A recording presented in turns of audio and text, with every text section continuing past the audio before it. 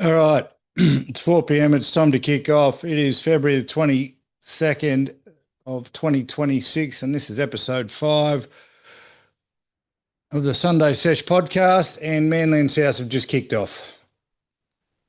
And no, I'm not wearing a Manly jersey because it is 983 degrees today, and I'm already sweating bullets if you can't tell. I tricked out this shed with a lot of things, but air conditioning was not one of them. So jersey stays in, and I'll probably sweat through this shirt by the end of it. Chat is live as always, guys. If you're on, say g'day. I'm going to say some crazy stuff, no doubt, or outlandish stuff. Please feel free to rip in. You won't hurt anyone's feelings here, unlike the feelings of all the people that have been hurt on TikTok. We'll talk about that in a second. Just turned the UFC off. Sean Strickland's beat the brakes off Fluffy Hernandez, Anthony Fluffy Hernandez. It's a pain. It's a pain that he's such a dick, Sean Strickland, because he's a good fighter. He's a really good fighter. Steve Leary's in the chat early. My number one fan. How are you, mate? You good?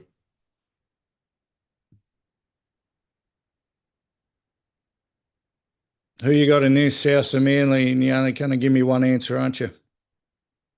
So, yes, Sean Strickland's just beat the brakes off Anthony Fluffy Hernandez. Good fight. And Fluffy was on an 8-fight win streak. And Shauno just punched holes in him, really, towards the end, got him with a knee in the stomach and just levelled him. So good fighter, Sean Strickland. Shame about the personality, but we can say that about lots of people. Can I just say very quickly, Steve Leary, I don't know if you've got Netflix or not, mate, but if you have and you haven't watched Free Burt, do yourself a favour. We've just been sitting there with the eldest boy watching a couple of episodes of Free Burt. Do not watch it with your daughter if you got any. Daughter's not allowed to watch it, but Free Burt is where it's at for Netflix at the moment. What a funny show. Very irreverent. Bert Kreischer. Don't usually copy him as a comedian, but the first 2 episodes are pretty good. It's 0-0 after 2.5 minutes. Day off for Steve Leary. You don't know why Manly are such underdogs. We shouldn't be underdogs here. I saw South were paying $1.40. They're kidding, aren't they?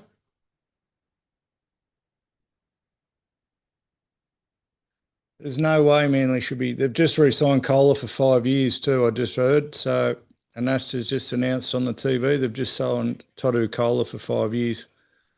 So that'll be good. Full strength sides, except Turbo's not playing, but Manly better get used to Turbo not playing, I guess, because that's the way they go just about every season. A lot of full strength sides this week in the trials, Steve. I don't know whether you caught many of them, mate, but there's been plenty going on.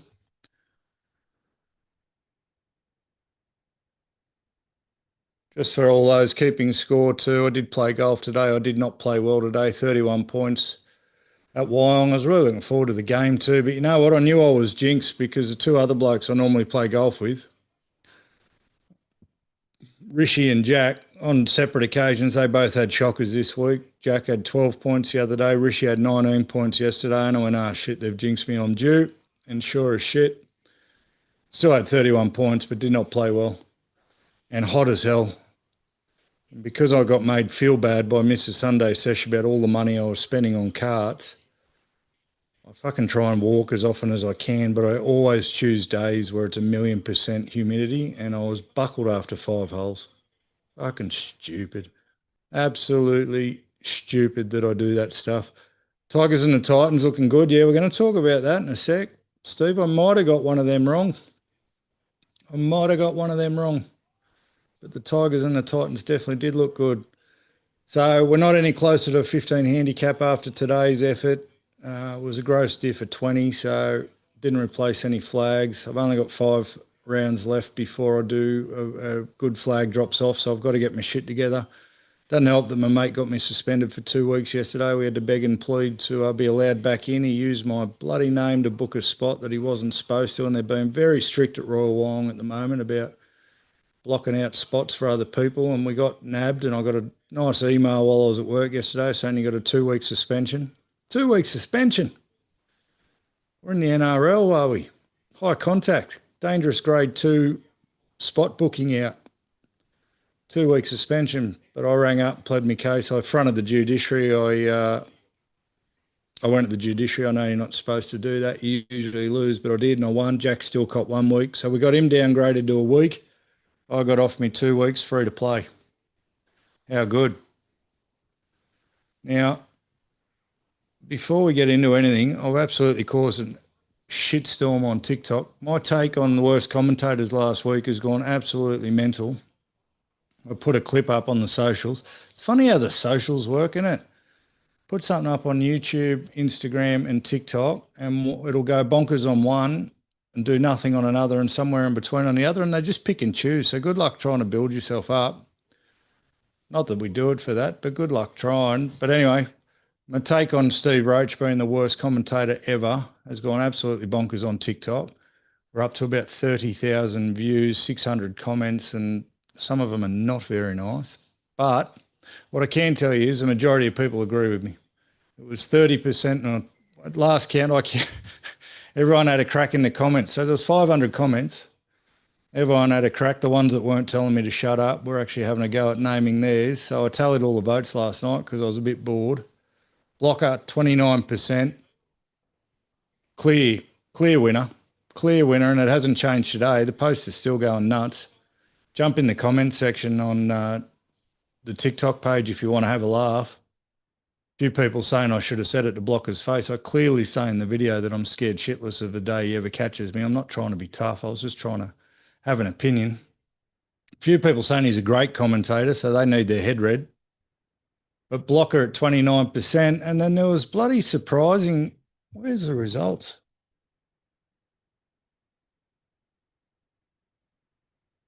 Photos. Where's my results?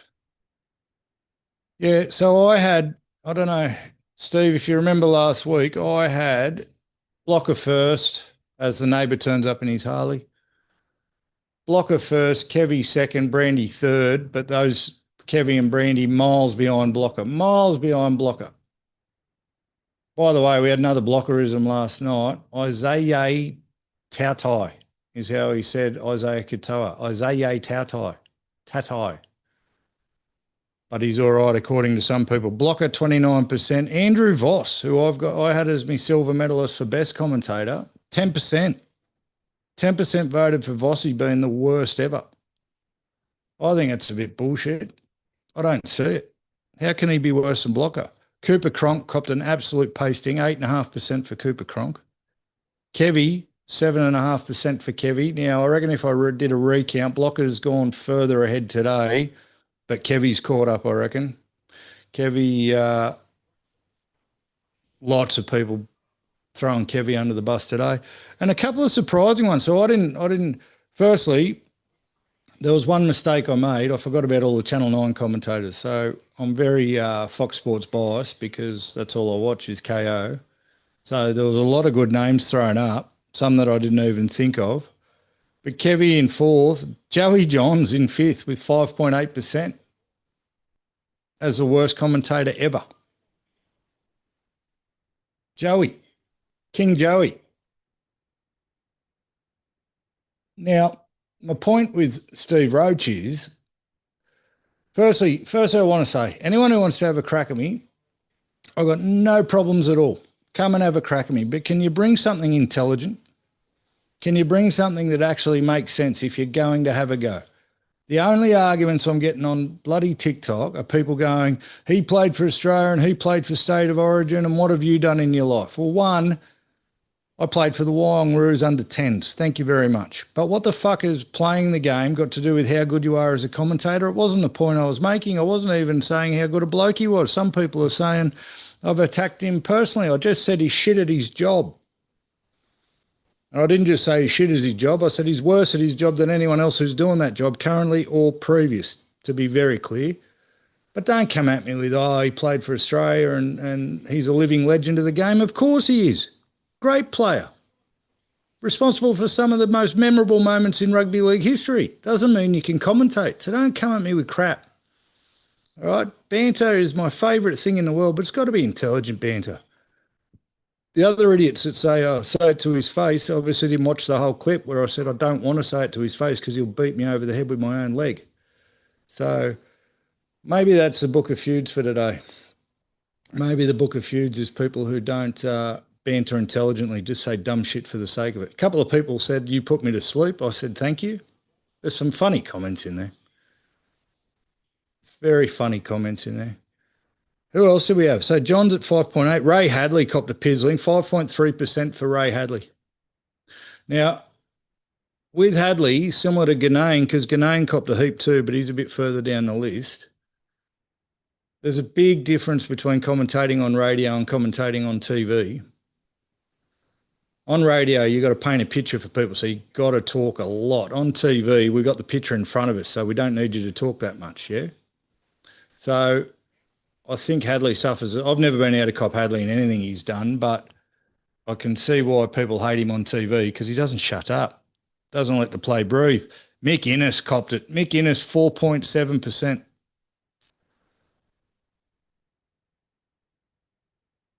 Mick Innes, 4.7%. Steve, Vossi has done the commentary for every video game, so must not be that bad. Well, I don't know if that's a valid argument either, Steve, because fuck, they keep Blocker in the job. They keep Kevy in the job. So you don't actually have to be good at it to get a gig. But they definitely aren't making Blocker the head commentator on the game, although, and probably not a good example anyway, Steve, because the game was absolute garbage. It was absolute arse, ASS, arse, the game. Everyone did their cash. Mick Innes copped it, and I had Mick Innes in my top three. I've since thought about that, though. I got peer pressured into Mick Innes being in my top three. I don't think he's that good. Mr. Repeats himself. Then there was a tie at 4.2%, and I wish I'd thought of this one because he's definitely got to be up there. Mark Carroll, Brandy, and Matt Thompson from Channel 9 all tied on 4.2%. But if I had a thought longer and harder about what I was saying, Carroll would have definitely been up there, 1,000,000%. The only thing that lets him off the hook, I think, is they don't give him prime time. He only does a New South Wales Cup. But, man, he struggles. Man, he struggles. And the poor bastard. Someone else said James Graham too, so there's definitely a problem with front rowers trying to commentate. Is there a good front rower that commentates? That's a good question. Is there any front rowers out there who can do the job? I can't think of any to mind. But Mark Carroll has got an anxiety issue with his voice. He talks like he's been whacked in the throat, but that's not actually it. If you've heard interviews with him, he says because of his anxiety, it tightens his throat right up and he can't talk properly. So that's why he sounds like he does. But voice aside, still struggles heavily. Very, very funny. And Matt Thompson from Channel 9 is a punish. And then very surprising, made the top 10, and I can't agree. My number one for best commentator, Dan Ganane, came in at number 9 with 3.7%. I don't know what people are listening to. Seems people don't like his hype. I reckon he's a bit over the top. But, God, you've got to have some energy in it. I think he's so far different to especially the Channel 9 guys. See, Vossi brings the energy, Dan Ganane brings the energy, and Blocker, God love him, brings the energy. He just doesn't know what he's watching. That's the only problem with Blocker. He doesn't know what he's watching. So how can you not think Dan Ganane's a good commentator? I don't get it. But he copped heaps of votes, heaps. And then, God love him, there was a few people from well before I was born who said Rex Messup, they were calling him. I can't comment, but he came in, Rex Messup came in number 10. And then Phil Gould, number 11, 2.6%. And then say something. Sonny Bill Williams copped it, even though he's a rugby union supporter. I did say the worst commentator in sport, so I let him off the hook. Apparently SBW is absolutely shocking. I don't know. I'll never watch that game. So we are not a rugby union friendly podcast. I've already said that multiple times. SBW comes in 12th with 2%. And then we had a couple of 1%ers. Tasha Gale, who I've never had the privilege of hearing. Is she on Channel 9? She must be. She copped a couple of votes, and Darren Lockyer tied with her with a couple of votes. There was a few other random ones. Someone said Brian Fletcher, but Brian Fletcher's only meant to be there for comic relief if he's commentating. He's not meant to actually be an analyst. The problem is, if you own what you are, I've got no problems with Blocker being on TV as a great football player and a legend of the game, but they've got him as an analyst. He can't even spell the word. And good luck getting him to pronounce it. And I can tell you, the New Zealanders are fired right up. There must have been a lot of that post go around New Zealand or a lot of Wars fans because they dead set reckon Blocker and Brandy have it in for the Wars. Some of them said some very some slanderous stuff that I won't repeat about Blocker in regards to that. But yeah, hates the Wars apparently, and then apparently every commentator in New Zealand is shithouse. The whole New Zealand commentary team got a few votes as well. They didn't poll enough to get a percentage, but the whole New Zealand commentary team, and I can't say I have an opinion on that because I've got no idea, I haven't been there to listen. But it's great to see there's so much passion about it. I put the clip up, not expecting much of anything to happen like most of the rubbish I say, and it's gone absolutely fucking crazy. Absolutely bonkers, and the votes are still coming in. So if you've got a difference of opinion, jump in the comments on the socials, I reckon, and have a dig. There's a few people in there looking for a fight, so go for it. One bloke said, I look like I've never made a tackle in my life, and if I did, it would have only been one of my kids. Well, I have tackled my kids, but my 18-year-old now is 6'6" and 140 kegs, so I won't be trying to tackle him anymore because I am a pussy. But fair play to that bloke. These shoulders have made tackles, surely. Surely I look like I've made a tackle. And then one bloke said, this is the first time I've listened to you and it's the last time I'll ever listen to you. How could you say that about Blocker? Well, it's a big loss. One of the two people that watch this shit are no longer going to listen to me. I've lost 50% of my audience overnight. Shout out to Jug on TikTok, whoever the fuck that is. Oh, shout out to Jug. South are up 6-0. Thanks for not mentioning that, Steve Leary. I got distracted. Oh, Trell. Someone's done a hip drop on Trell. I'll tell you what, I don't know how much training he's doing, but fuck, he's playing a lot of golf, Latrell. Fuck, he's playing a lot of golf. And I need to know what app he uses to have the scores up as he plays. Not that I record myself playing golf very often. I more often just post my scores, but he's going to be a golf influencer for sure. Now, Steve Leary, while you're on, no votes. Oh, one vote, actually. There was one vote for Warren Smith and plenty of votes for him to be the best. Plenty of votes for Warren Smith to be the best. So I think you barked up the wrong tree there, mate. It's very subjective, though, isn't it? Very subjective. You know what? When more I think about it, absolutely everyone's entitled to their opinion on it, and none of us can say the other one is wrong because it's very, very subjective. It's like when people go, you know what I hate? I'm feuding. Yes, feuding. We'll save that for the Book of Feuds too. Remind me, Steve, if you're still on when we get to the Book of Feuds, that I was going to say something about the weather. All right. All right. What else has been happening? Oh, I think they scored on the right too, South, their try, which isn't normal for them. They're meant to have the best left side in the world. So my whole take on, Cody Walker. Jesus Christ. Jesus Christ, Cody he could have driven a bus through there. He's done both his calves and a hammy though. What's the, how many games is Cody Walker going to miss this year with a busted calf? I'm going to say 6. Over under 6, Steve, if you're still watching.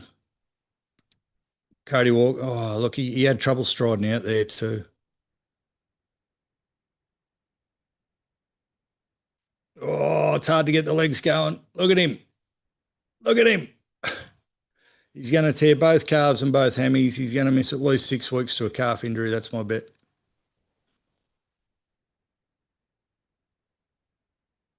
Fuck, that's woeful defence. Oh, he took on the front row, though. Took on a front row. What's he going to do with that? My God. Trials, well, there's been plenty of trials over the weekend. A lot of people playing full-strength teams, so that's good. Oh, Steve's going over 6. How many you reckon? Over 6, under 10? He might miss more than 10 games, but I'm being very specific. I want the calf. I want the numbers on the calf. South 12-0. Fuck. Interesting to note, South has started with Nosebeers at hooker. No, Nosebeers Smith has got the run at hooker over Peter Mamazoulis. Suppose they couldn't do that last year. Do you reckon he's a hooker, Brandon Smith? Don't know. Don't know. They do look fit. He's going over under 10, Steve. Righto, you're on. I'll go 6. You're going under 10. We'll take it. So the Wars and the Dolphins. The Wars 34, Dolphins 38. Don't know why I read that backwards, but I didn't watch the whole game. A few of these trials I didn't get to watch much of or any of. So if anyone's watched them, you might have to fill me in. But the Wars got done by the Dolphins. It looked like a bit of a back and forth game. And to be honest, both sides looked exactly like I thought they're going to look throughout the year. Bit shaky in defence and not a whole lot going on. The Dolphins look good in patches, but still can't see why people have got them in the 8. I've got them dueling. Well, I've got them 9th and 10th in my predicted ladder. So that sort of showed that they're going to be dueling it out for that kind of position. Isaiah Tatau, as Blocker put it, he looked bloody good, but they didn't have a lot else, the Titans. I know 34 to 38 is a lot of points, but they always, second half in these trials have been going nuts when they put the young fellas on. Not a lot else stood out for me from that. Tell you what did stand out though, Tigers, Panthers, Tigers 26, Panthers 12. Both full strength teams for the first half, and it was neck and neck. I think the Panthers had the 12. It was 12-10 at half time to the Panthers, but the Tigers were putting it on them. Tigers were putting it on them hard. They look good. They look good. And I said earlier I might have got one of the teams wrong. I might have got the Tigers wrong. I've got them coming 15th, and my reasoning was they can't get out of their own way. They just find a way to lose off the field, on the field. Their culture is terrible at the moment, but you listen to the reports and then you watch them play, and they've re-signed a couple of the brothers. There's a lot of brothers signing on together. So you'll have the May brothers there. You'll have the Finau brothers. The Finau brothers are there, and one of them's just re-signing. They're trying to get Manasi when he gets out of jail. They're building something there. They're building something at the Tigers. And a report came out during the week that they all love Benji, and they've got Benji's back because of the way he had all their back and took all the bullets from last year. That's a culture that's starting to build. It's a culture. Dewey looked okay at halfback. I still stand by my statement. If Adam Dewey's your best option at halfback, then you're struggling for depth there. But they look good. And the Panthers looked like the Panthers. It wasn't that the Panthers played bad. That's the thing. Panthers didn't play bad for the Tigers to be neck and neck with them. Cleary got sin bin, and he's going to get suspended for taking someone's head off. So that'll give his hamstrings a rest. But Panthers looked good in the first half. Panthers did Panthers things, but the Tigers were the surprise. Sharks, Raiders, I didn't watch any of this game. It was on a bit earlier to work yesterday. The scoreboard looks like trouble for the Raiders, 48-6, Sharks over the Raiders. But then I looked at the team list, absolute full strength side for the Sharks, absolute. The Raiders were about half strength, I reckon. So that explains the score. Looked like they played a couple of rookie halves, a half and 5'8" I'd never heard of for the Raiders.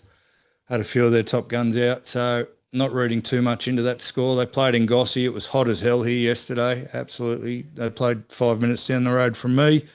Again, 1,000,000% humidity. Big storm came over, which is why the next game, the Eels-Roosters game, got delayed. Jake Simpkin just got, or is that Luke Brooks? No, fuck, we don't have any hookers. We don't have any hookers, and our hooker's just done his shoulder. Oh, they're going to do him for a HIA. They're going to do him for a HIA, but he's done his shoulder, Jake Simpkin. So yeah, Sharks and Raiders. If anyone watched it, let me know. But I can't read too much into the score because I looked at the team list. Raiders we're going to be talking about later in the rest of the predictions. Eels Roosters. I did watch a lot of this game, and both look good. Both look good. Oh, Nathan Brown's been simbing. What did he do?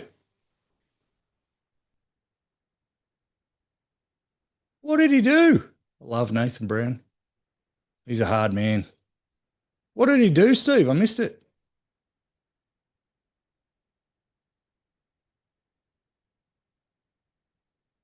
Ah, he looks fit too. They've started him at lock. Fuck, I didn't see it. Oh, here it is here. Oh, Wooshka. Ah, there's nothing in it. He hit the ball.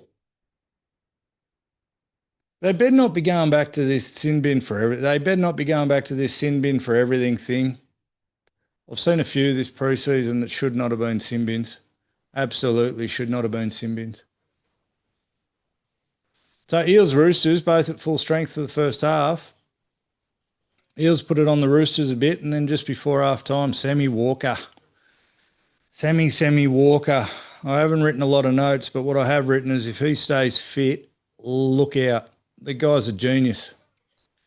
The guy's an absolute genius, Sammy Walker. Didn't pay much attention to that grub that's gone to play from my former captain, Mr. Evans, Mr. Cherry Evans. But Sammy, he towed him up on both sides. So he scored a try running to the right, dummy and run, and beat about three of them. And then nice touch pass. Him and Crichton, that's the other note I wrote. Him and Crichton have got a bloody great combination. But we'll talk about them in the NRL predictions. The Eels, who I've got coming seventh, above Steve Leary's Storm. They look good, but they also looked like a team that might come seventh and not do much better than that. They've still got a bit of work to do. Moses looked good. Jonah Pezzett still trying to find his feet there in a different system, I think. But physical, they look fit, and it was a tight game. It was a tight game. The Roosters had them at half time, and then when they took a few of their boys off, the Eels ran over the top of them late, 28-22 to the Eels. Titans and Storm. You would have been cheering, Steve Leary. You would have been cheering. Now, I don't reckon it makes me wrong about the Titans. I reckon it makes me right. The Titans are going to go well this year. They're going to go better than a lot of people expect. I've got them coming in 14th only because I didn't want to put the Cowboys under them because I like Scott Drinkwater. As I've said many, many times, I'm an emotional cat, and not a lot of what I say is going to come from a place of logic. But I've got the Titans in 14th and the Tigers in 15th, and they could both easily go much higher. But the Titans have been the form side, if you like, of the preseason. They've looked good. I know I've said you can't tell a lot from the trials, but you can tell where a mindset's at. That's what you can tell. So it's probably pretty bloody important. You can tell where a mindset's at during the trials. You can tell what attitude's been instilled in them during the preseason, off-season. You can tell whether people are actually caring about their contracts or not, and that's the impression you get from the Titans. It looks like to me that when you watch the Titans play, it looks like they're not settled on a main team, and everyone knows it.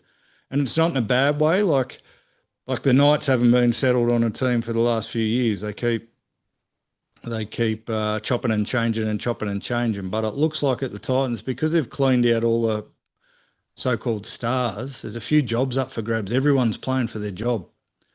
You want a team going hard and playing above their weight, bit of job insecurity, brilliant for it. Brilliant for it. Sometimes too much job insecurity, especially in the halves, and I think that's the problem that they've had with the Knights, Steve, is that no Knights halves been able to have more than 2 games without getting threatened with their job. But a bit of competition for your job, you can tell the Titans have had the right mindset, the right attitude instilled within them early in the preseason. And they flogged the fucking Storm. So this one, again, going to defy all logic and go against everything I've just said. You can tell lots from trials, and the Storm are cooked. You can tell a lot from a trial. Titans are going to win the comp, and the Storm are cooked. They don't have the look of the mindset. They don't have the look of the mindset. You know what I thought today sitting on the couch? I thought, has and Bellyache. Oh, see, I should have put more thought into this. So Bellamy's just signed on for another 2 years. So for the last, I'd say 3 years at least, at the end of every season, Craig Bellamy's only signed on for one more year. And there's always been Willie, won't he? And he always does. He signs on for a year. He did the same thing this year, except he signed on for two. For some reason, this time he's like, no, I want to be here for another two. Now, then I look at the way the Storm have been going. The Storm don't look like a team who's got their head in the right space during the preseason. They've been a lot in the news. It will be affecting some of the players, some of the staff, because of the bloke they're trying to, who's been knocked out there? Corey Waddell's just been fucking polar. He just copped an elbow, I reckon.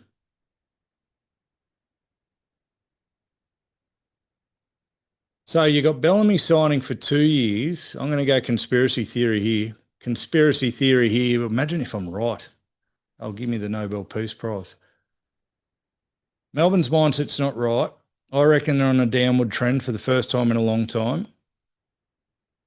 And Bellamy signs on for 2 years. Is it possible that Bellamy knows that they're on the way down and he wanted a bit of job security because he doesn't think they're going to have a real good year, and he thinks that there was a chance if he fucked around with his negotiations at the end of this season like he has every other season, they might not try so hard to keep him. Now, huge call given everything he's achieved in the game. Could be the worst take ever in rugby league history to match Blocker being the worst commentator ever in rugby league history. But is it possible? Why does a guy who's only been signing on for 1 year for the last, and with other teams coming up, PNG and other job opportunities, he nearly went to the Titans, if you believe the reports, why does he all of a sudden lock in for 2 years? Is it because he knows they're going to have a shocker this year? And looking at the trial, when they had their full strength side on, the Titans fucking gave it to them. Absolutely gave it to him and then kept going. And Bellamy won't be liking that. And much like Madge is going to learn, it doesn't look like you can flog him out of it. It doesn't look like we need to train harder to fix this type of thing. Is Bellamy's voice wearing a bit thin down at Melbourne all of a sudden? Is he not quite relating to the young? They've got a very young team now, and in the 20 years he's been going and had huge success, the generations have changed. You have to treat the young kids these days so different to what you had to treat them 20 years ago or 15 years ago or even 10 years ago. Does he have the kid gloves required to get the best out of all the youngsters? Because I'm going to sound like I know what I'm talking about here, but they all say that your defence is an attitude, and their defence is shocking. Some of the tries the Titans scored last night against their full-strength team, shocking defence, missing so many fucking tackles. South better not go in again here. Get up. Kohler's got it, our new 5-year guy. 5 years for Kohler. That's a big contract, isn't it? He looks like a gun, but does he look like that much of a gun? Does he look like a 5-year contract kind of gun? So yeah, Storm, danger signs for the Storm, I reckon. I've got them coming in 8th, but only because who do you put above them? You got to give them some sort of respect in that sense. Who can you put above them out of the bottom sides? It's not going to be South or Manly, I can promise you that. Jesus, Manly look average. Fuck, we've just dropped the ball again. Manly look average. But happy days for everyone who hates the Storm. The Storm are my most Storm and Dragons neck and neck for my most hated teams at the moment. Gutho's really got me hating the Dragons, but the Storm as a whole organisation with all the shit they're doing, they got them tied. I can't cop them at all. All right, so what's done here? Ethan Bullimar. That's a knock on by Trell. That's a knock on by Trell. I'm just going to grab a drink before we go into. Just remember, guys, if you're in the chat, if you're on the show having a look, say hello in the chat. Let me know you're here. We're watching Manly South. Tell your friends. It's 500 degrees here. I'm absolutely cooked. I'm sweating bullets. I'm about to sweat through my shirt. You're about to get a wet t-shirt, comp. You know what I need? I need a drink.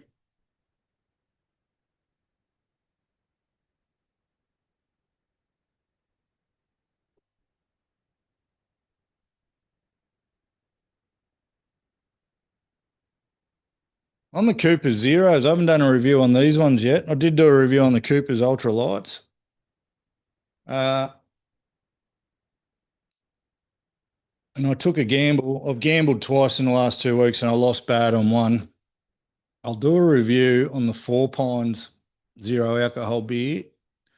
It's going to hurt because they're Manly born and bred, but I have definitely found the worst zero alcohol beer on the market. And it may or may not be from Four Pines. But the way I've been going with them, I haven't had too many bad ones. So last week I didn't have any cans left. So I thought, I'll try something different. But I bought a whole case of them, $50 for a case, which $50 is $50. I won it off Jack Coulter anyway. So fuck him and thanks for the beers. But I fucked up. I can't drink it. It's undrinkable. It's undrinkable, and it's not the kind of thing where you go, oh, I don't like that, I'll just leave it in the fridge and someone will come around and drink it. Who the fuck's going to come around and drink all your zero alcohol beers? But for it to be undrinkable, like that's fucking bad form. That's bad form. And it won't matter that I've already tasted it when I do the Friday frothy with it because it'll be just as disgusting the next time I try it, I'm sure. So we won't lose any of the drama. But these Cooper Zeros, rate them. Full can, 375 mils, and only 49 calories. So when I do my reviews, usually I rate them on the fat as fuck meter because you've got to be careful with the zero alcohol beers that they don't make you fat as fuck. They're all full of carbs. They're all full of sugar because they don't have any alcohol in them. So they've got to put something in them to make them feel worthwhile. And these ones, 7.8 grams of carbohydrate, 3 grams of sugar. It's the lowest I've found. And they taste good. Taste bloody good. So give them a shout if you're trying to have a break from the grog. You wouldn't mind a break from the grog. Cooper Zeros. All right. So we've done the trial games. We've got to do the NRL predictions. We've only got the top four left, so everyone knows what team's going to be in it, but what order are we going to put them in? And I've had to chop and change this week. I've had to chop and change. I'm glad I didn't lock them in all in one go because especially with this top four, I've had to change some things. So to recap, I'll see if I can do it off memory because I don't have it in front of me. We've got the Dragons in last. We've got the Knights in 15th. We've got the Knights in 16th. We've got the Tigers in 15th. I've got the Titans in 14th, the Cowboys in 13th, South in 12th, Manly in 11th. 10th was the Dolphins, 9th was the Wars, 8th was the Storm, 7 was the Eels. 7 was the Eels, 6 was the Sharks, and 5 was the Dogs, I think is how I got them. Yeah, I've had the heaps normal, Steve-O. I don't know if I put it on the YouTube channel, mate, but if you jump on Insta or TikTok, I'll do a Friday afternoon zero alcohol beer review. Look for Friday frothies in the feed, and you'll see there's a couple of types of heaps normal that I've tried. They're nice, but they're kidding themselves. I think because they've got a cool name, they can charge you $16 for a 4-pack, which is ridiculous for zero alcohol beer. There are others at $10. And on the fat as fuck meter, they score real high, mate. They're about 18 grams of carbohydrate and 8 grams of sugar, something stupid like that.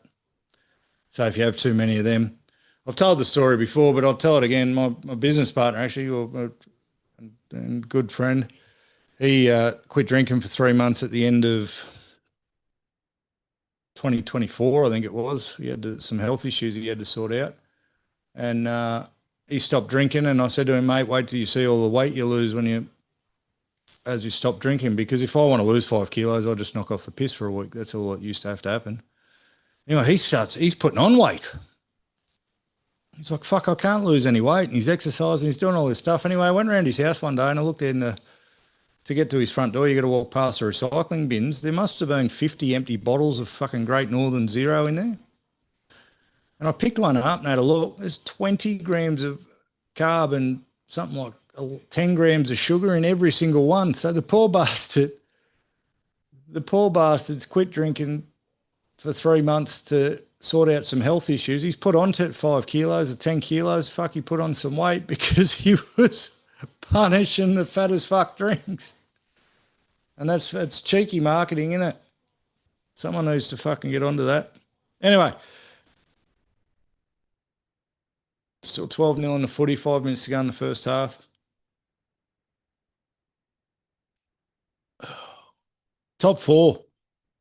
Top four has changed.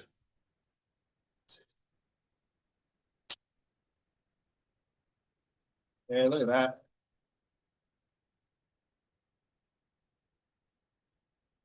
I had to get a bit more air circulation in here. I was actually dying. Oh, a bit of a breeze. How good is that? In my garage, in case you can't tell. All right, so I had them initially coming second, but I've changed, and I reckon if I hadn't locked in all the other spots, I might have gone them even lower. Fourth place, I've put the Broncos. I've put the defending champions in fourth.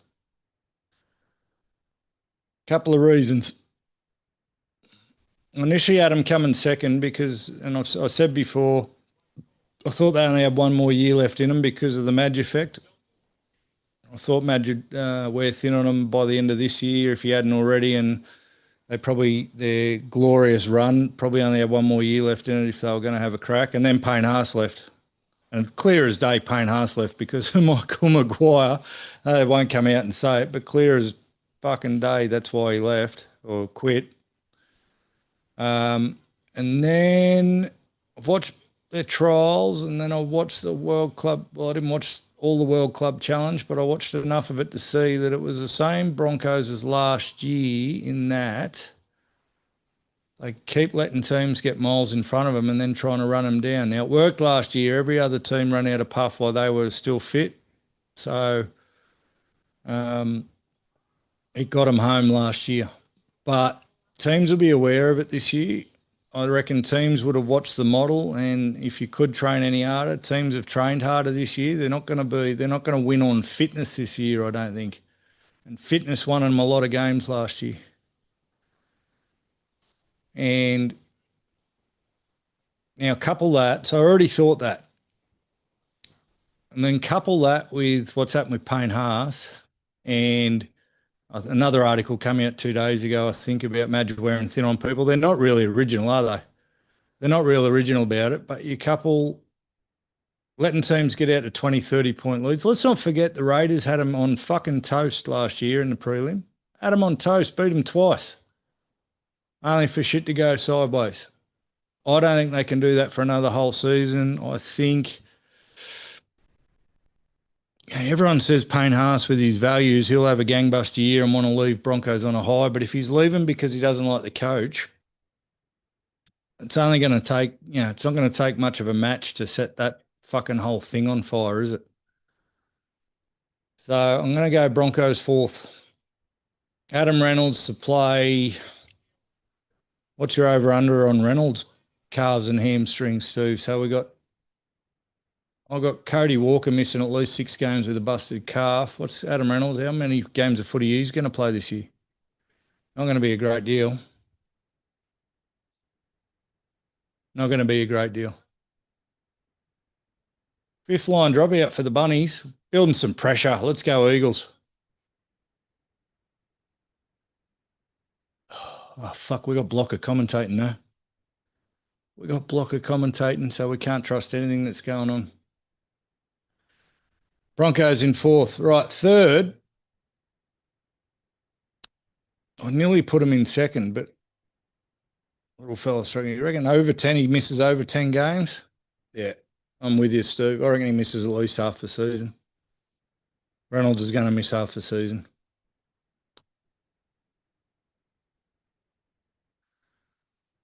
He's already announced his retirement. So Payne Haas leaves. He announces his retirement. They all want out of there, right? So they all want out of there.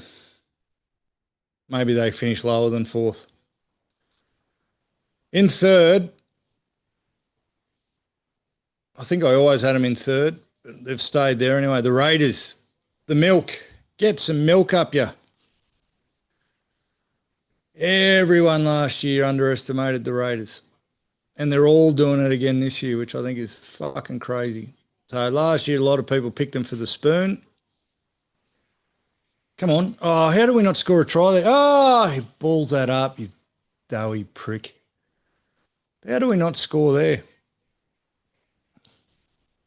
So the milk, everyone picks them for last year. They win the minor premiership. They ran out of steam at the end, but did they?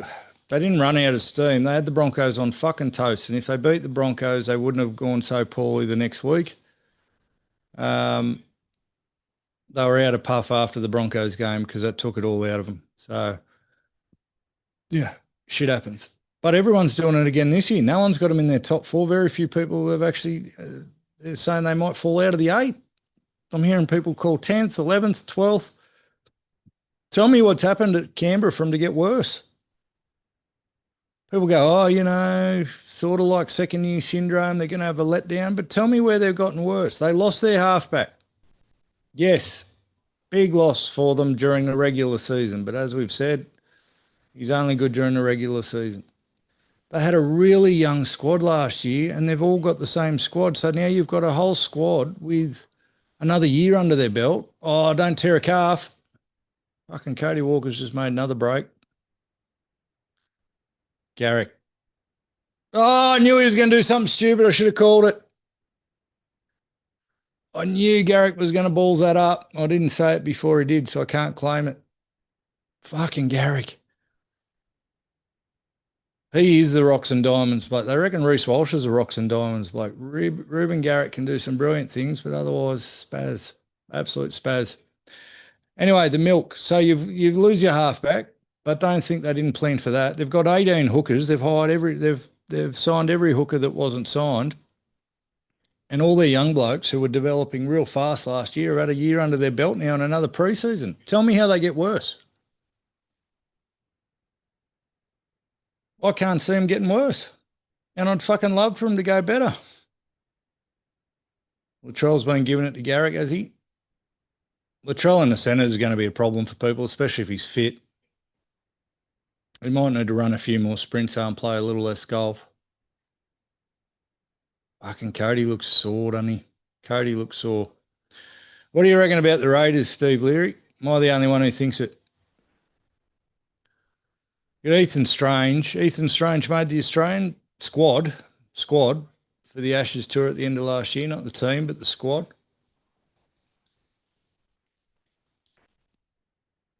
KO Weeks at fullback. Big pack.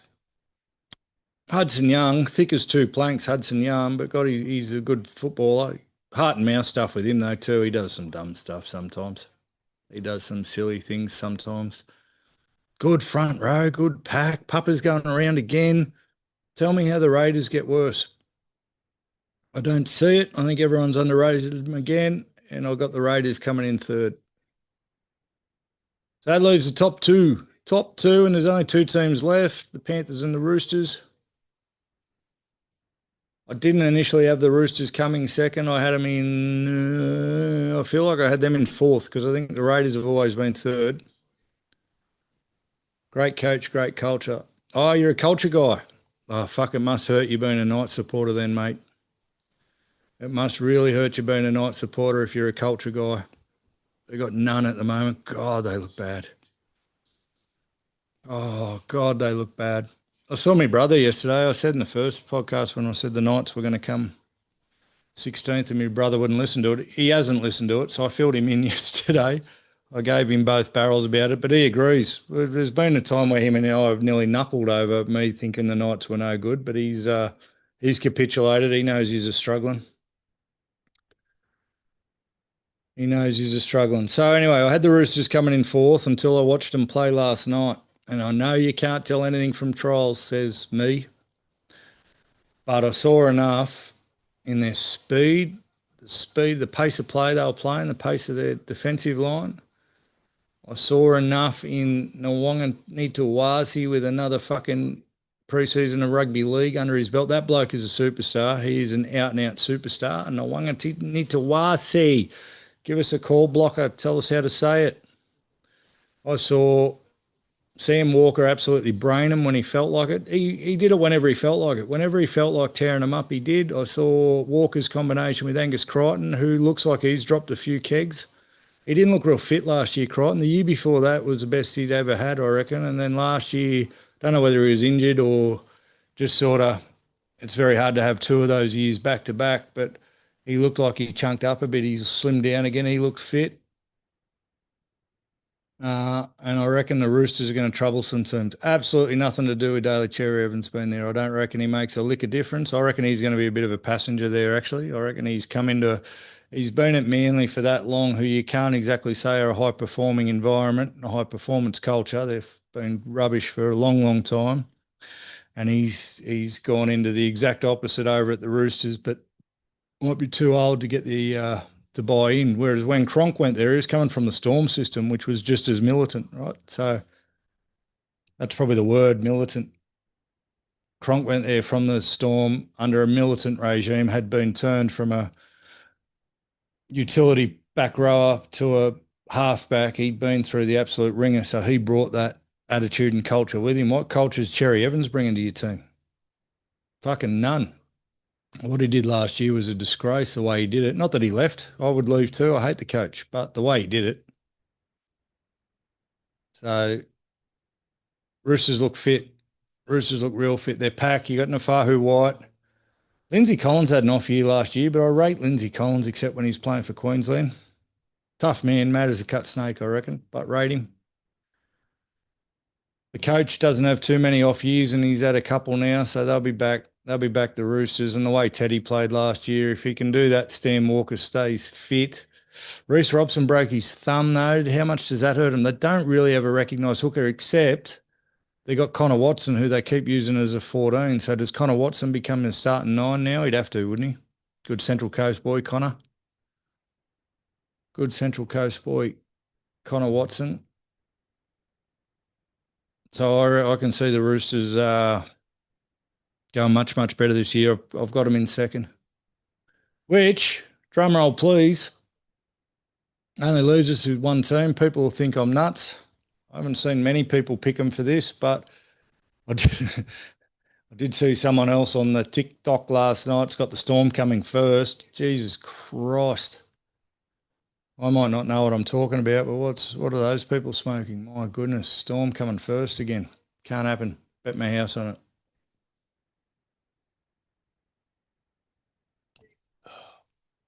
So I've got the Panthers.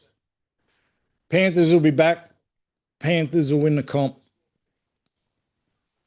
Or at least a minor premiership. People, we're too quick in this country to, the tall poppy syndrome's huge, right? People are so quick to say they're sick of seeing the Panthers win when they won 4 fucking premierships in a row. 4 in a row. Stop it. Stop it. What am I stopping, Steve? Oh, you don't. You reckon the fucking Panthers are no good? You said that last week. What the Panthers have been able to do has never been done before. Has never been done before. And you always used to say in the modern era, like the Dragons won 11 in a row, but that was when you could buy whoever you wanted. There was no salary cap, right? So what Penrith have been able to do, which was 5 grand finals in 5 years and 4 wins in a row, and they fucking went close again last year, mind you, with all their injuries and all the change they've had, has never been done before. They've changed the game. Penrith have changed the game. Ivan Cleary has changed the game. I'm going to talk about Ivan Cleary in a second. And they're back this year. They needed last year to go the way last year went. They had the huge amount of turnover in players. They had finally caught up with them. They had to get some young blokes in. They had to develop them. Lace Talangi is a perfect example. He wasn't even in the team at the start of the year, and then by the end of the year was one of the better 5'8" running around, at least in form. they've had a whole team of that now. Casey McLean, who was in and out of first grade and got dropped 2 or 3 times, he's turned, by the end of the year, he was the best centre in the game almost. Absolutely unstoppable, barring Stephen Crichton, but Crichton kept getting hurt. Their structure's the same. You saw it last night in the game against the Tigers. They got Cleary. Talangi's going to be a gun at 5'8". They've rebuilt, I reckon, and they're back. They want it. You fucking tell they want it. They don't normally play trials. The last few years, they had to stop playing trials just through injuries and the workload their players were doing, because when you do a full finals campaign and all the rep footy that they were all doing, they were buggered. But this year, they've still had all the finals campaign just about, barring the grand final, and they've still had all the rep footy, but they're into it. Full strength team in the trials against the Tigers. They want it. You can say, I was saying, why do we hate winners so bad in this fucking country? Why do we hate winners so bad? The same thing happened in the NFL with the Kansas City Chiefs over the last 5 years. They're doing stuff that no one else has done before, so then everyone just hates them. And I get it's a bit of a laugh, but actually lift the covers up for a second and look at what they've been able to do. They've lost more players than anybody. They don't have all the big names. They never had all the big names. They turned them into big names. They were never like Melbourne with the big 3 or the fucking big 7 that they were cheating the salary cap to get. They've developed them all. And I guess you got to go and give Phil Gould and some other people credit for fixing their pathways, but they've developed them all.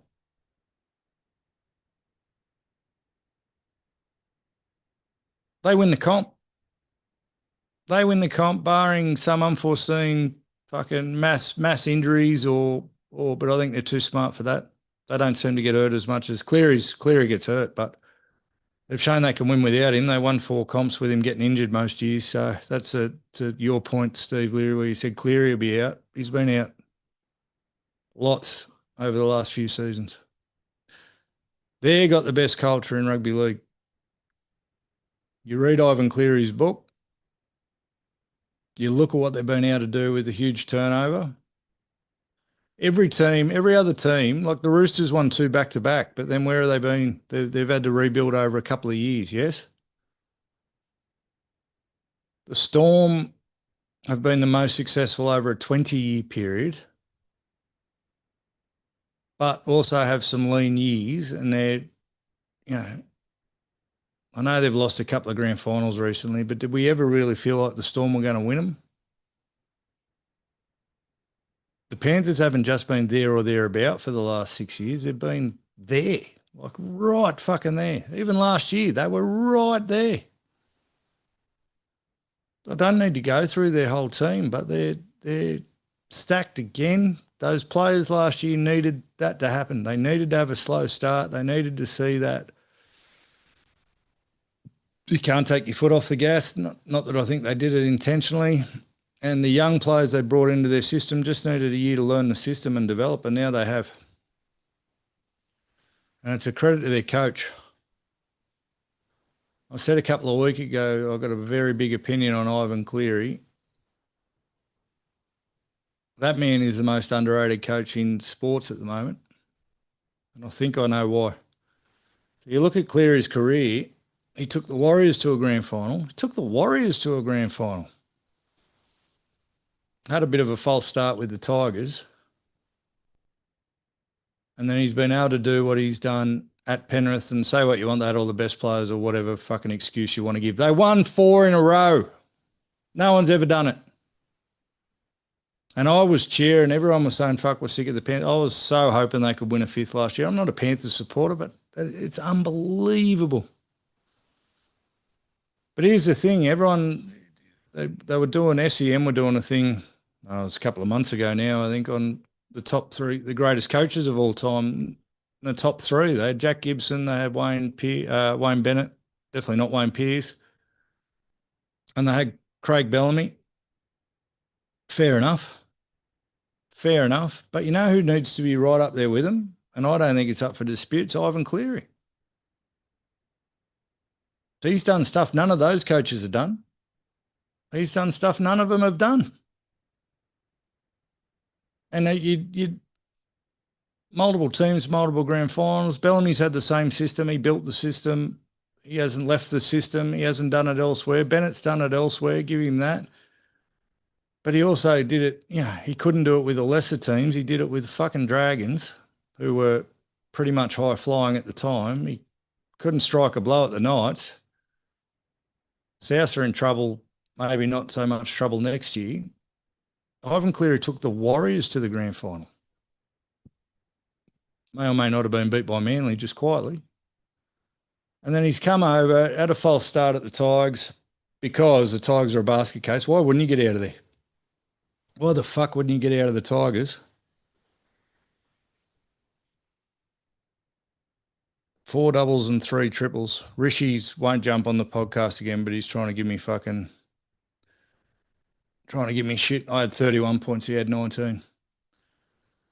Now, here's the thing with Ivan Cleary, I think. Going to be controversial, but I'm going to say it anyway.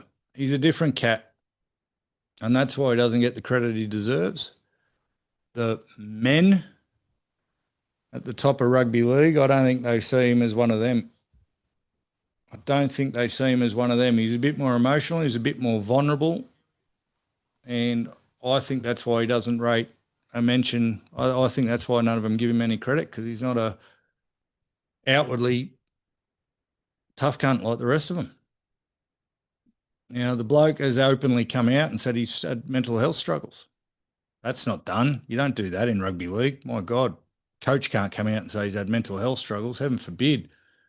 And you see it. Like, I watch body language closely when they talk about it on NRL 360, and they talk about it in different panels, and you hear them talk about it on the radio. No one will go near the credit that he deserves. And I think it's because he's just a bit of a different cat. And you read his book, he is a different cat. Great read. Like, they get there at Penrith, and every day they're having a mental health hour, making sure that everyone, staff, players, partners, everyone's okay. He talks about how he was really struggling, he nearly quit the game, and some days he didn't want to get out of bed with his depression. He talks about having to take antidepressants. The fucking big boys in rugby league don't like that. They're too locked in their old ways, too scared of their own vulnerabilities. And I firmly believe that's why Ivan Cleary doesn't get the credit he deserves. I would love a team in my business like the fucking Panthers that win 4 in a row. I would love the buy-in that he's got from that culture. I would love his ability to work with the young kids. Like, he's what I said about Bellamy earlier, Cleary is the opposite of that. He gets the younger generation. Clearly, Cleary gets the young. Say that, blocker. Can't say that.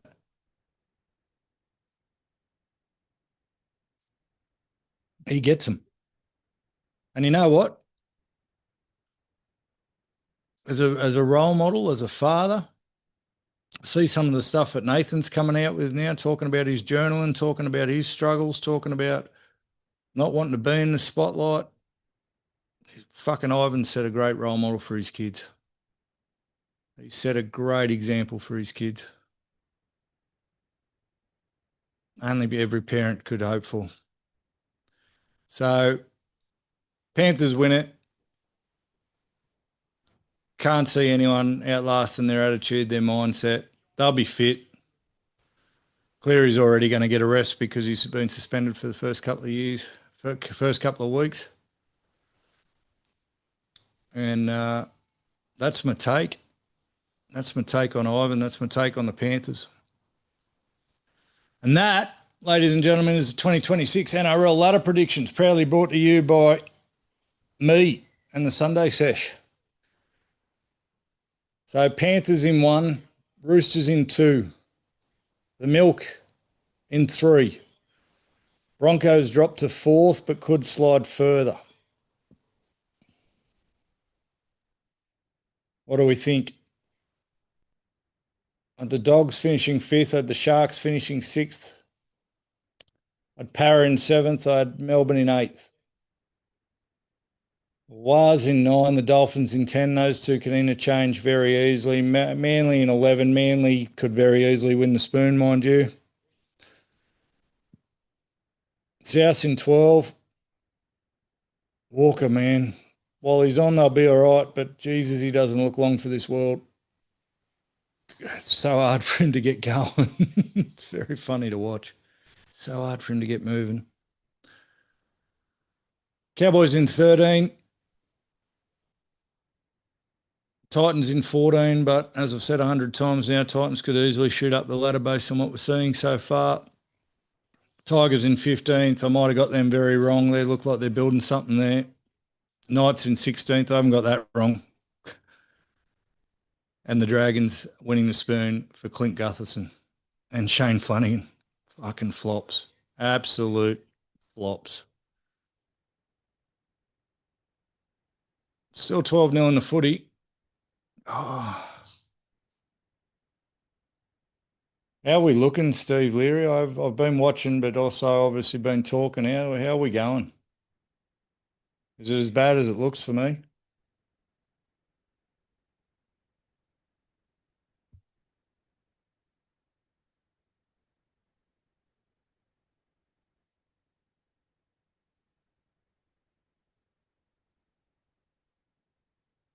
So when we were on last week, Live Golf was on. And by the time we jumped off air, I think John Rahm was still leading. He was tied with somebody else. Anthony Kim was on his way up the leaderboard. It's been big news all week, but they're okay, not horrible. Okay gets you 11th. Oh, they're fucking being a bit testy, aren't they? It's all going to blow up here shortly. So it's been big news all week that Anthony Kim won Live Golf. It's been well reported why it's been big news, but I wanted to touch on it because obviously this is a sober Sunday sesh. I've talked about my sobriety goals and the journey I'm on at the moment. I think we're up to 120 days now, 120 days without a drink. And I did say at the time, first time I spoke about it, at 100 days, I said one of the things that you'll realise when you're going through it is how many other people are. And it's part of the it keeps you going. So there's been a couple of times where I've been getting a bit bored with it, for want of a better explanation, but getting a bit bored with not having a beer, and then you see, that person, that sports person, or that celebrity, or that person know's been sober for years, and it keeps you going. It gives you something to aspire to. Anthony Kim shot 9 under on the last day to win Live. But that's not the story. The story is on where he come from to do it. So Anthony Kim was a childhood prodigy. When he first got into the tour, he'd won 3 PGA Tour events by the age of 23. He'd been on a winning Ryder Cup team and a winning President's Cup team. He was the next big thing. They were comparing him to Tiger Woods. There's a photo of him and Tiger Woods getting around when he was super young. And then he dropped off the face of the planet. 2012, he just dropped off the face of the planet. And he'd had a couple of injuries. The one that broke the camel's back for his playing, he had an Achilles injury. But then no one saw him again for 12 years. 12 years no one saw him for. And then he popped up again 2 years ago making a comeback. Now, what people didn't realise at the time was along with his injuries was the addiction issues he was having, drugs and alcohol, and the mental health issues he was having. He'd been suicidal. He'd talked about killing himself on multiple occasions, but he got to the point that bad with his drug use that he was having lines in between holes. He was bumping rails in between the holes on the golf course, on the PGA Tour at fucking 23 years of age.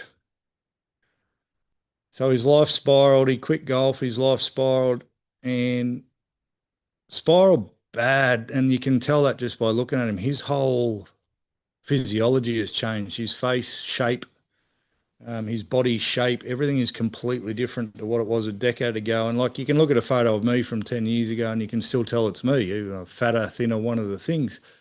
Yeah, you can look at a photo of yourself from 20 years ago and still tell it's you. You put a photo of Anthony Kim up now versus Anthony Kim 10 years ago, they look like two different human beings. And that's the effect of, that's how fucking many drugs he was taking. That's the effect of all the drugs and the addiction. So he went and got clean. He's married. He's got kids. He credits his wife and kids with saving his life. He went and got clean. He made a comeback 2 years ago, and then last week he won for the first time in 15 years. And if you know anything about golf, you know it's a fucking hard game, and you can't just put down the clubs and pick them up 12 years later and be as good as you were. And you can't put your body through the ring as he did with the addiction issues. Alcohol alone, forget the drugs, and come back and win a fucking tournament at the highest level. Say what you want to say about Liv, but he beat some fucking good players, beat some great players. John Rahm, Bryson DeChambeau, Cam Smith, all of them. And he shot 9 under on the last day. And it's one of the more inspiring sports stories you'll probably ever hear if you read deep down into it. And from a golf point of view, it was really good that even the PGA blokes were getting behind him on it, because there's been the PGA versus Liv thing. And for me personally, and for people who are trying to stay sober, huge fucking inspiration. And you need a story like that to pop up every now and again just to remind you that you're on the right track. You go, fuck, if that bloke 12 years in the wilderness, 12 years dug himself a fucking big hole. We talked about blokes digging holes last week. This bloke dug one of the biggest, and he comes back and wins. And they all stood around the green. Every player waited for him. They all shook his hand. And he's open about it. He's a good follow on socials, actually. Get on his socials and follow. He shares everything. He shares very openly about his sobriety journey. So anyone who's on the similar path or thinking about going a similar path, get on there. He talks about 1% better every day, and that's all we can try and be as humans. Just that little bit better every single day. But he's brought himself back from the brink, and a fucking amazing story. Regardless of whether you like golf, don't like golf, everyone's a sucker. There'll be a movie about it. There'll be a movie about it for sure. What an inspiring story. Something, you know, if you want to tell your kids about it, take out the drugs and alcohol if you want. It's a story of resilience. It's a story of overcoming the hardest of obstacles. But we need to use that stuff. Sometimes things happen in life and things happen out there that are great tools for us to use as parents, and not only, or for your own personal well-being. Use it. Do a bit of research into it. It's a great story. Great story. Still 12-0. Latrell's buggered. He needs to go and play some golf by the look of him.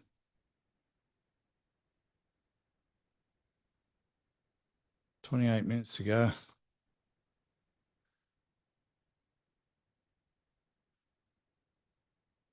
I didn't really have a book of Feuds, Steve, but I was going to carry on about the Storm again. It just keeps getting worse, what they're doing. If anything happens to Zach Lomax from a mental health point of view, I think the Storm really need to be held accountable for it. It's coming out this week. They're more and more information about how much they're actually driving the bus. They're letting him take all the bullets, but they're the ones, they're using him as a human shield. So it's coming out over the last couple of weeks, but again this week, that behind the scenes, the Storm are ringing the NRL or texting the NRL to try and get them to put pressure on Parramatta to let Zach Lomax play for him, which is fucking corruption. If that's not corruption, I don't know what is. But, the Storm and corruption, they go hand in hand together.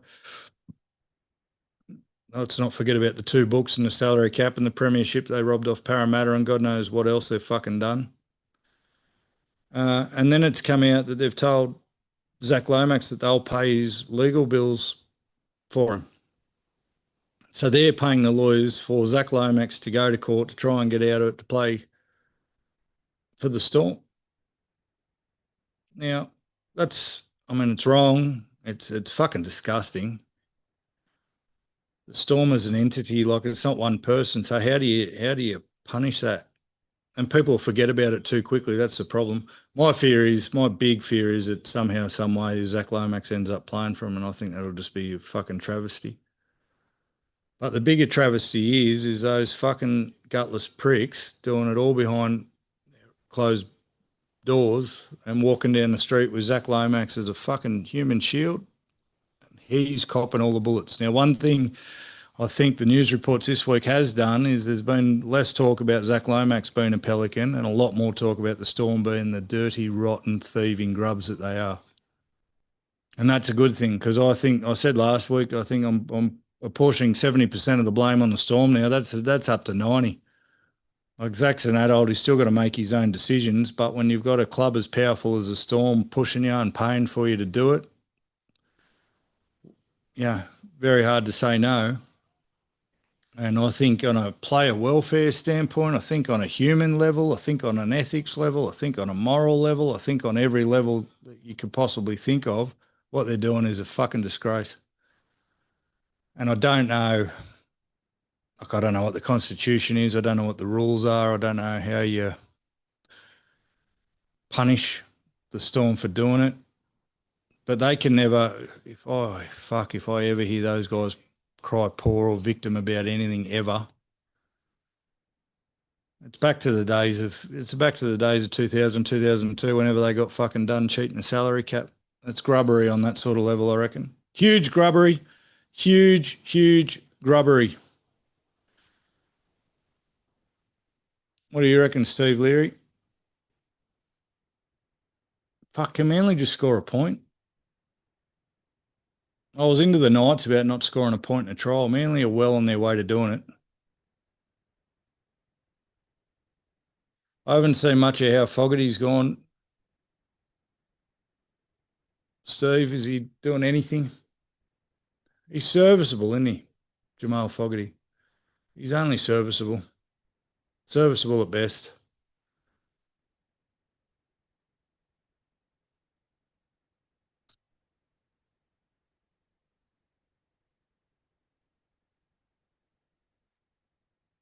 So I give him one job to do, but he hasn't done it, Steve Lear. I said, remind me about the weather when I wanted to talk about Book of Feuds. So the Book of Feuds. Book of Feuds. I'm feuding with the people on TikTok who can't come with an intelligent conversation. You want to banter with me? Fogarty like Brown. He's missing. Oh, dear. Fucking rabbits are in again.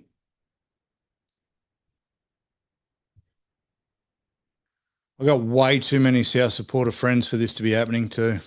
They never come with anything intelligent either, but fuck, I've got way too many of them to be putting up with this shit. When are the Bears back? Can we bring the Bears back now?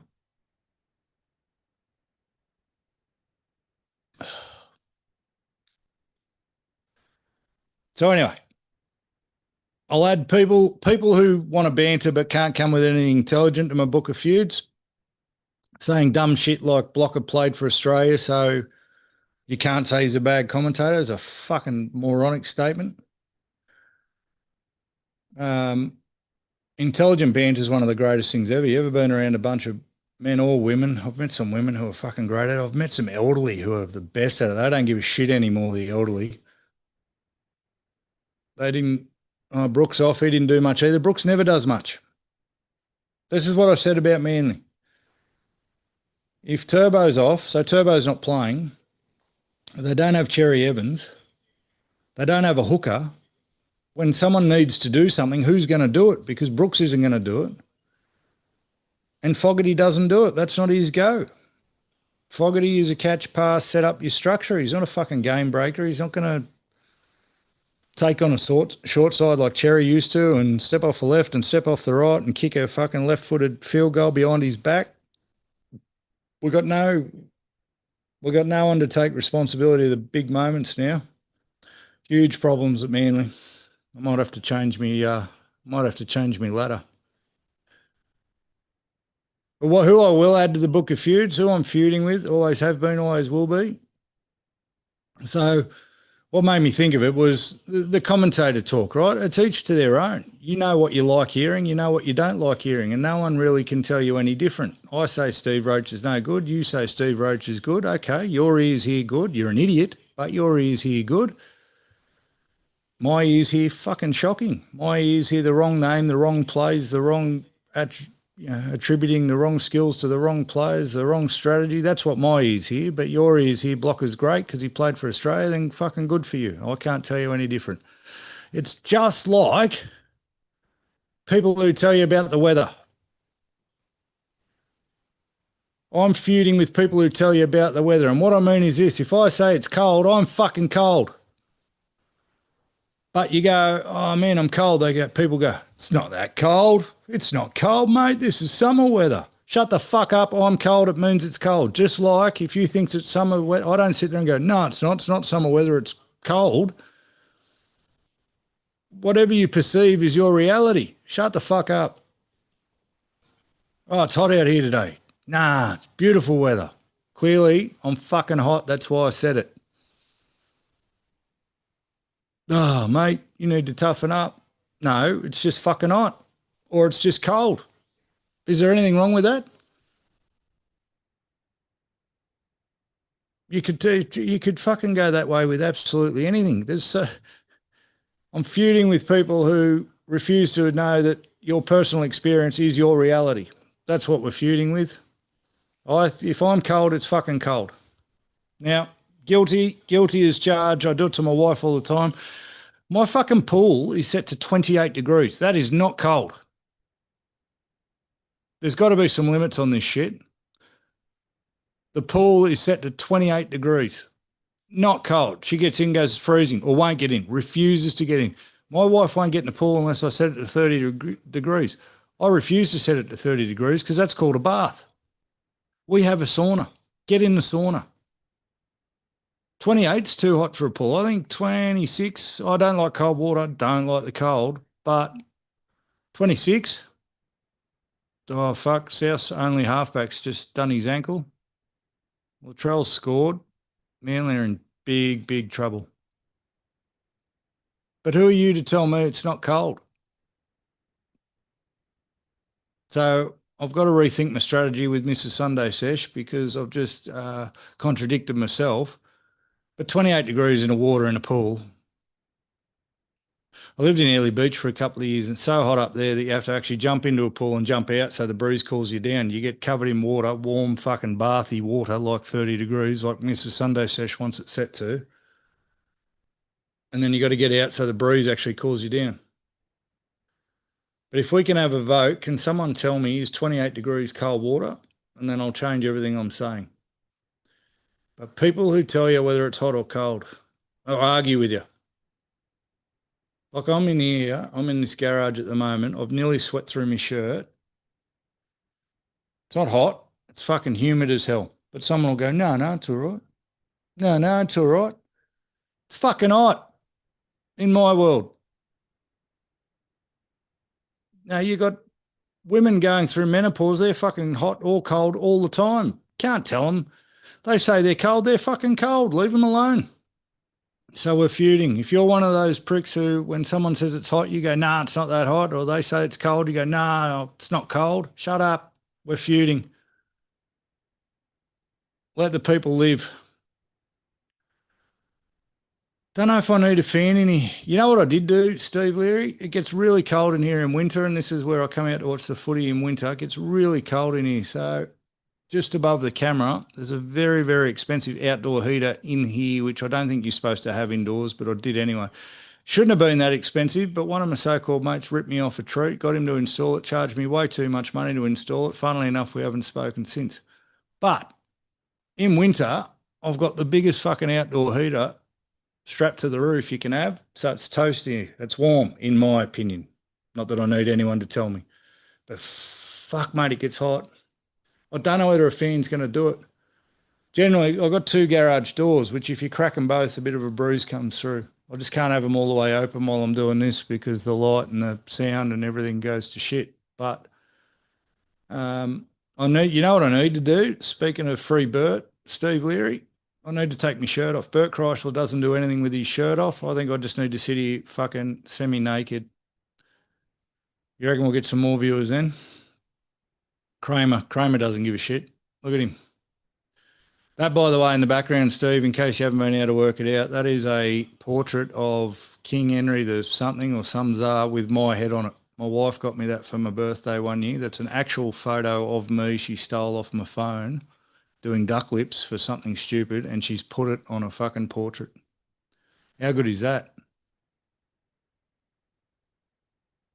Above that is that in the frame is the last ever Bears team to play first grade, and on the top of the fridge is empty 6 pack of North Sydney special beer cans. So anyone who tells me I'm not a real Bears supporter can go to hell, clearly. And then on the other side, so right over my left shoulder is Kramer. Over my right shoulder, that's a snake enclosure. There's a 10-foot diamond python in there. Her name's Chardonnay. Can you tell I had a drinking problem once upon a time? I named a snake after wine. And then next to that is all my trophies from when I was a kid because I just need to relive the glory days. All my best and fairest and best back. I was a barnstorming centre, believe it or not. And then there's a tennis racket there for fuck knows what reason. There's a medal hanging off there that I won at jiu-jitsu a million years ago, and I still tell people that I'm fucking a BJJ specialist. Clearly fucking not. There's 3 limited edition bottles of Jack Daniels there and a wine fridge behind me. But so there's plenty of temptation here for a bloke who doesn't drink anymore. Plenty of temptation. What do you do for work, Steve-O?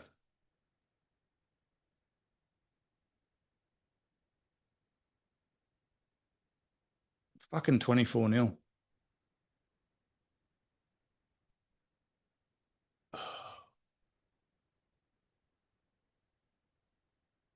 They're going to go in again here. Yep. Fuck me. 30-0. 30-0 with 15 to go. Manly may or may not win the spoon.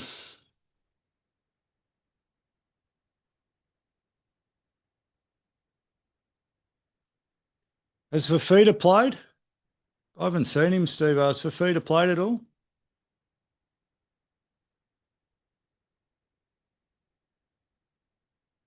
Security supervisor. I used to be a secchi, mate. I was a secchi. One of my former lives, I was a bouncer for a while, and then I moved up to North Queensland, and I was still doing pubs. But then I was the operations manager for a security company, and when we come back down here, I was managing pubs for a while. I was basically a glorified bouncer. They just hired me because of my security background because the pubs here were rough as guts. But I got plenty of fucking broken bones and screws to show for it. Was much better being a supervisor though, mate. You don't have to get your hands dirty.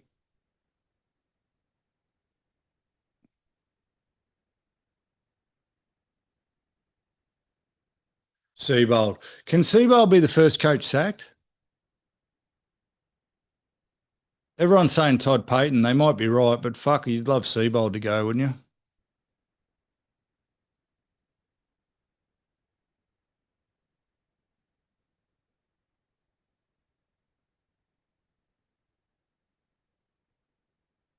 I got a call up. I don't know whether to be offended or not. Oh, he's got to get his hands dirty, Steve. Just pull the supervisor badge, mate. Just say, no, supervising only.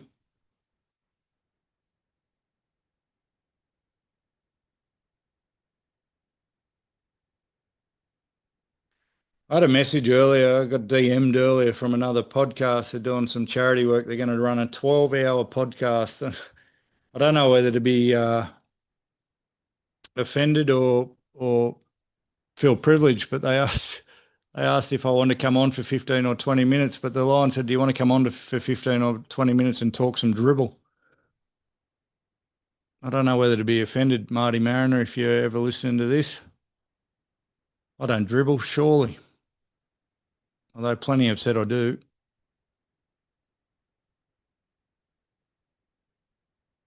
I'll tell you what, it's going to be an action-packed 20 minutes if I get on. Now that he said dribble, it's a challenge.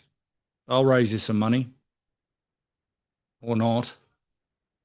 Fucking 30-0.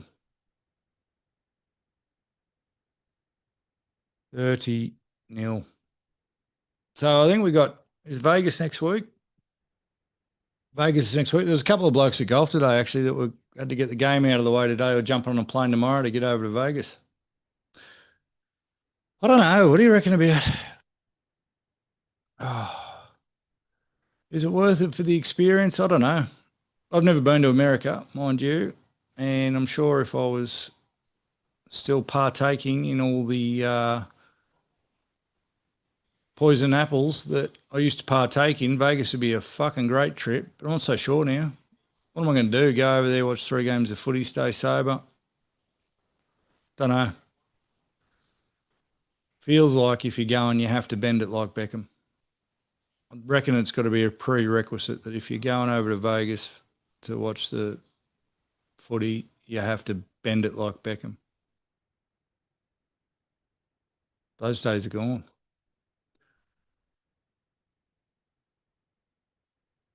Fucking expensive. Good price packages. What's good price though? How much can you get over to fucking Vegas and back for to watch the footy? While I grab another beer.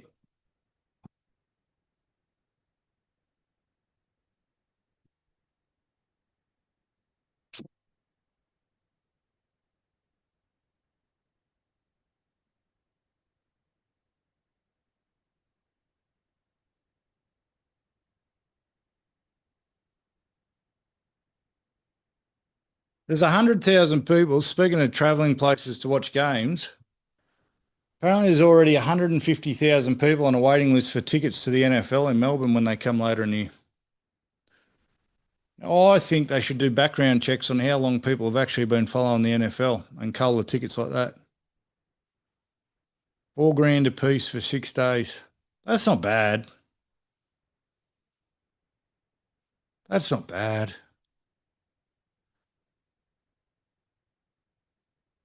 I went to the Formula One in Singapore last year and I would have spent 5 times that for 5 days, I reckon. Singapore's a fucking expensive place to be.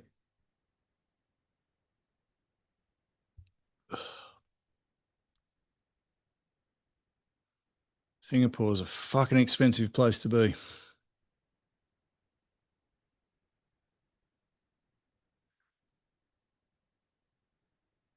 We had a trip there.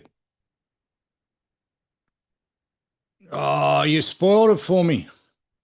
You know, I've worked out, Steve Leary, you're about 20 seconds ahead of me. You said Manly in just as they passed him the ball to run over. But we're on the board. We're on the board. It was never in doubt. 30-4, comebacks on.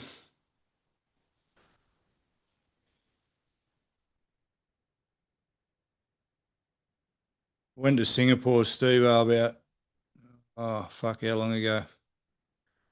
7 years ago for a work thing. And the wife and I, we'd only really just started making some money. So we'd always been strugglers, and then new career, new job, got all right at open a business, started making some money. And our first work junket was to Singapore. Very naive, not exactly global travelers. And the work conference was at the Marina Bay Sands. If you don't know the Marina Bay Sands, look it up. It's a hotel with the fucking boat on top of it, the 3 towers and the boat over in Singapore. And no one clued us up. Like, we got the pricing. It looked all right. So we booked 10 days. What they didn't clue us up on was two things. One, everything in Singapore, doesn't matter what you get sent, has a plus plus attached to it. So it's plus service charge plus GST. So our $400 a night room turned into $600 a night very fucking quickly. And we, as I said, we'd only just started making money. We weren't used to spending it. So I'll never forget, we arrive at midnight. As the flights were delayed, we're in the foyer of this fucking huge place. And I send Mr. Sunday Sesh up to check us in, and they say, "Oh, can we just take a deposit?" Yeah, no worries. Yeah, that'll be $4,500. Thank you. 4.5 grand was the deposit for the room. And I heard it and I did some quick maths in my head. And when if that's a deposit, I did some quick maths on what the total bill was going to be. And I fucking keeled over. I nearly vomited in the middle of the Marina Bay Sands. I felt so sick. So sick. And then the other thing we didn't get clued up on, everyone else fucking knew this because they were seasoned travellers. Everyone else in the network, they all stayed at the Marina Bay Sands for the 3 days of the conference and then went and stayed in cheaper hotels for the rest of their trip. No one teed us up on that either. So not only did we not know about Plus Plus, I knew I was in trouble when my first beer was $24. My first beer was $24 plus plus. But then they all fucking, we did the conference, everyone packs up and leaves. It goes down the road to the Hyatt where it's less than half the price and stays for another week. It took me, I don't think I've paid that trip off yet. We did nothing special apart from staying in Marinas Bay Sands for fucking 10 days. Mind you, 8 days of doing shit, 2 days of lying on a massage table because if you haven't been to Singapore before, all you do is walk. All you do is fucking walk everywhere. And we were buckled. It's hot, walking everywhere. So the last 2 days we couldn't move. My calves were like, old mate, I've forgotten, I've forgotten old calves' name for South of 5'8". So anyway, that fucking little adventure, unbeknownst to us initially, and I'm going to cry fucking ignorance here, but everyone will go, you should have known. It cost us about 25 grand. Cost us 25 grand and we were only just getting on our fucking feet. It took us, I don't think I've paid it off yet. I don't think I've paid it off yet. 30 to 6. 30 to 6. Where's your biggest trip overseas been, Steve?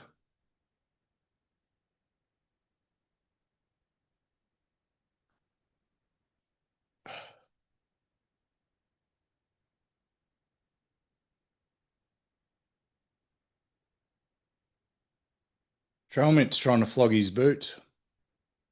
Trollmit's trying to flog his boots on the fucking TV.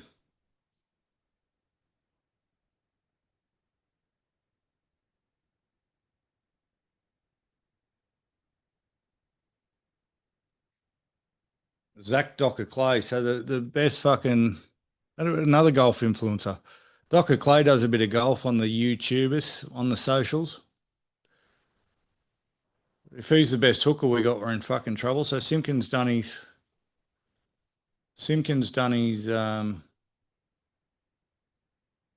let's get Joey Walsh in there. He's going good. Cody Walker. It took me that long to remember calves' names. Cody Walker. My calves were like Cody Walker for the last 2 days of Singapore. Joey Walsh is braining them. So Fogarty's got to start on the bench. Joey Walsh has got to be our starting halfback. You've heard it here first. You heard it here first. Oh, Dufty's playing again. He must have been a punish Matt Dufty, eh? He was a fucking good little player and no one wanted him. Never been overseas. Would love to do Vegas or New Orleans. New Orleans for the same reason I do New Orleans. I'm a big foodie, Steve, mate. I love me smoker. I love me barbecue. Brandon Wakeman playing good. Wakeham, yeah. I'd go to, you're right. So my wife wants to do an American trip. She's already been to Vegas a bitch. But yeah, Vegas doesn't interest me. I want to go NFL. I want to see a college football game over there. And then I want to go where the food is. I've watched too many Man versus Food episodes. And so New Orleans for the shrimp gumbo and all the, oh, mate, that's what I reckon you go to New Orleans for. And obviously, if you were drinking, yeah, the crawfish boil. Yes, yes. Get me some crawfish. How fucking good are they to watch on the socials? Bet you got a shitload of YouTube videos of them, Steve Leary. Get me some crawfish bowls. They boils, they'd be fuck. They get those 500 million gallon fucking saucepans. they they mix them with a paddle. They pull a paddle out of their tinny, chuck an alligator in there. Yeah, New Orleans would be sick.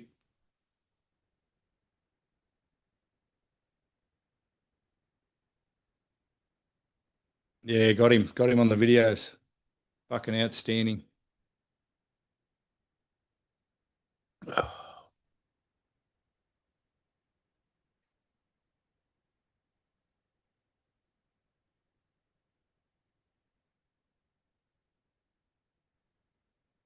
Yeah, good.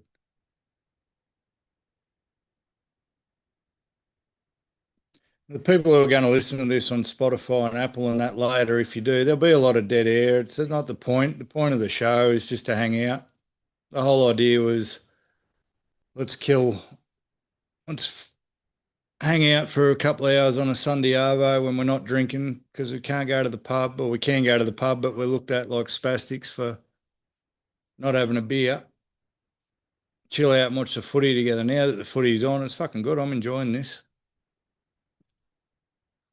Silence is golden sometimes. Probably not a great thing for media, not a great thing for podcast silence, but why do we have to talk all the time? A lot of people are scared of silence. I can sit there and not say a word for a long, long time. A lot of people appreciate it when I do. So don't let the silence scare you. Speed it up, put it in double time. We'll get through it quicker. Anything else you want to chat about, Steve? We've got 3 minutes. What's your topic of the day, mate?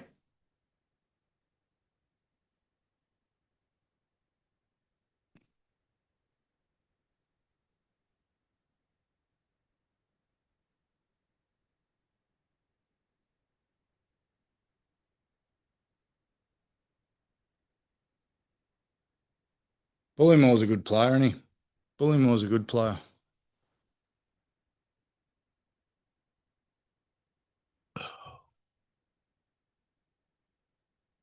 Have you changed? What I do want to know, Steve, is have you changed your opinion on the Knights making the eight?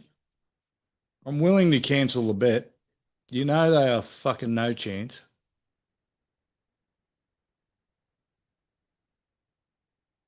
I don't need to change your mind on Warren Smith being the best commentator or the worst commentator. I don't have to, like I said, can't tell you whether it's hot or cold, but can tell you the Knights aren't going to make the eight.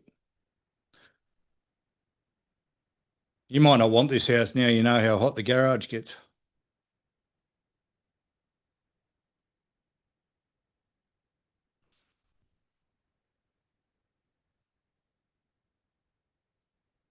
Oh,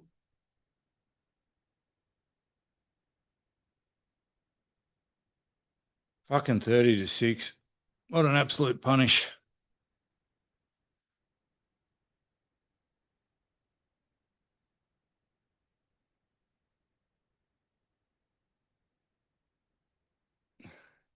No welching. I'll back them. You'll be lowering the pool temp. Fuck. Well, mate, you got all the solar you can handle here. I had to get three-phase power in for the air conditioner, so you got all the solar you can handle, and the electric heated pool. So you can set it to whatever temp you want, mate. You're up in the Hunter, mate. You've had some hot days and some cold days, though. Fuck, gets cold up there. Wouldn't like to be. I wouldn't like winter in the Hunter. I live on top of a mountain. We're closer to the sun, so I spent a year in between houses when I was a kid in a valley near here, and the fuck, mate, the winter's so cold, so cold. 30 seconds left. Well, it's been fun. Thanks for hanging out, Steve Leary. Keep the portrait though, yeah, 38 there today.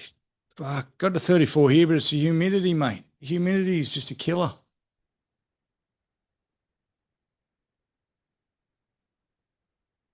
The humidity is an absolute killer. It's helping me lose weight though.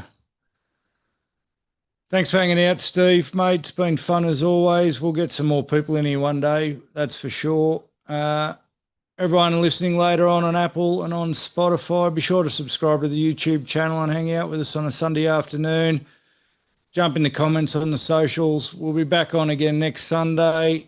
There will be a couple of Sundays left to miss. My daughter's just made the rep netball. Unfortunately, sorry. Fortunately, my daughter's just made the rep netball, so there's going to be a few Sundays where I've got to travel around the world and watch the kids run around. Can't wait for that. But otherwise, I'll see you all next week and talk again soon. Peace out.